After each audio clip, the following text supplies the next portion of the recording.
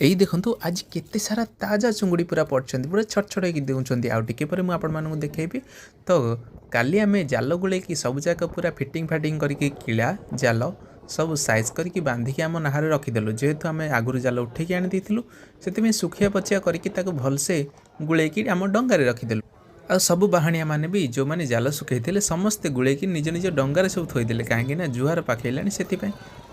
तो आम सकाल सकाल पूरा चिलिका बाहरी पड़लु पंजुरी आज केरानी गोटे गोटे डेउथिले पवन तो पूरा जोर से थिला काली भी थिला आज भी अच्छी आज टिके कम अच्छी किंतु बेल हवा जोर सोर रे आसी जाइथिला आम लोड हो जाइथिला आम डंगा तो पूरा जाल रे।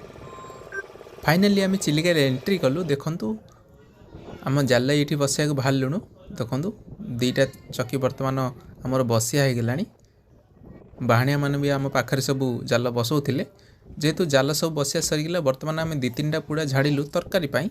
देखंतु केते सारा चुंगुड़ी पड़छंती पाखापाखि किले पाखापाखि हम चुंगुड़िया पोक भी बहुत सारा पड़छि कहीं गोला उठिया करछि पूरा चुंगुड़ी गुरा रागिकी अच्छी जाग पहले ताको कामुड़ी पकाउछंती आ ताजा ताजा चुंगुड़ी देखंतु एना वर्तमान झड़ा जाइछि जाल। पवन भाई आज पूरा अथय करुथिला तो लाइक सब्सक्राइब करदेबे एभले चिलिका विषय जानिया पाए हेले।